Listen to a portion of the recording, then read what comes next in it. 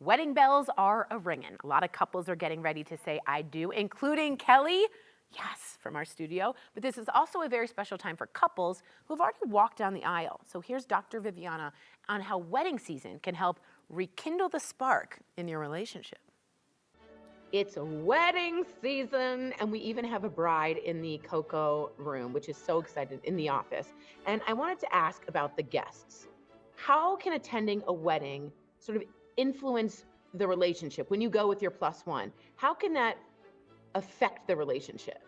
Well, let's be clear. It can affect it positively, but also possibly Yeah, negatively. yeah. Yeah, normally what I'm hopeful for, and I know that when I go to weddings with my husband, is that you kind of have this feeling of like romance Mhm. and hope and what's to come in the future, and knowing that there's going to be a roller coaster, but that ultimately you hope and wish that they can get through all of the bumps without too many bruises or scars.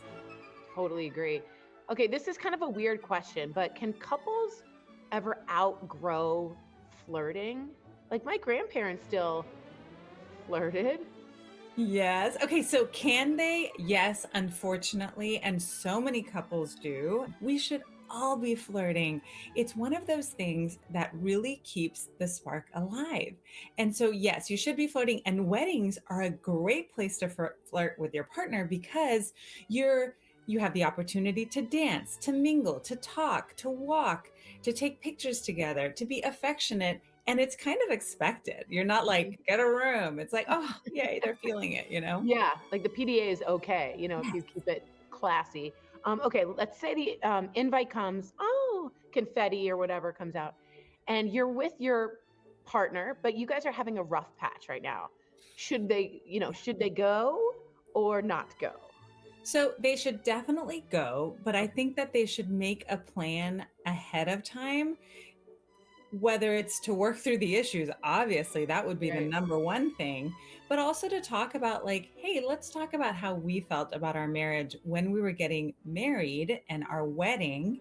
And let's talk about how we feel about that now, because we do want to be hopeful. What you don't want to do is like just start with the question like, would you marry me if we did it all over again? Oh, That's a whoa. big question.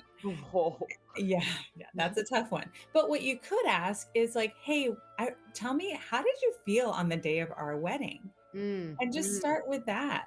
mm-hmm. Um, and, That's a and good. if you go into the negative, you can say, "You know what? It really shows that we have something to work on here, and I'd love to do that with you. I'm not really sure how right now, but maybe we can reach out to a pro." I love this. Okay, I have two more questions. Just tell me some of the feelings that weddings can evoke and that naturally come from the wedding. Yeah. Nostalgia for sure. My husband and I are going to be celebrating our 19th wedding anniversary. Oh, Viv, Yay! I Doc, know. Thank you. Mazel. And it's really exciting to think about like what it felt like for us. Just feels like we were just kids, you know? And so going to a wedding can remind you of how you felt when you were first getting married. It can think you can also start talking about like what you would have done differently. You know, like if we could have had our dream wedding, would we do it the same way? What would we do differently? You can have those conversations, and even just pointing out the beauty of the ceremony, of the reception.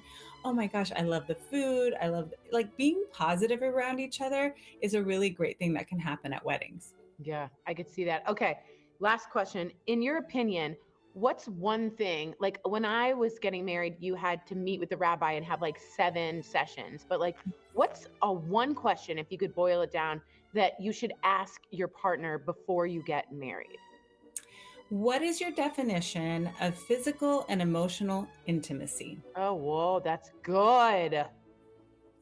Well, here's the things. A lot of people it's almost like they know what it is, but they've never put it into words. Mm, And your partner has maybe they've never even thought about this. So, not being on the same page about intimacy in general and understanding that it's both physical and emotional mm. is a level of maybe disconnection that doesn't need to be there. You can talk about these things and work through them. Amazing. I hope we share some emotional intimacy between you and me because you're so great at this. Thank you. I So, always feel that way after we talk. me too. So, everybody, when the book comes out, Pillow Talk, we're going to definitely have her on.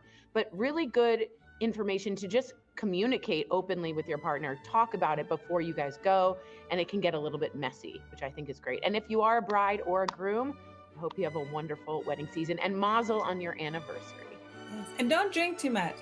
I know.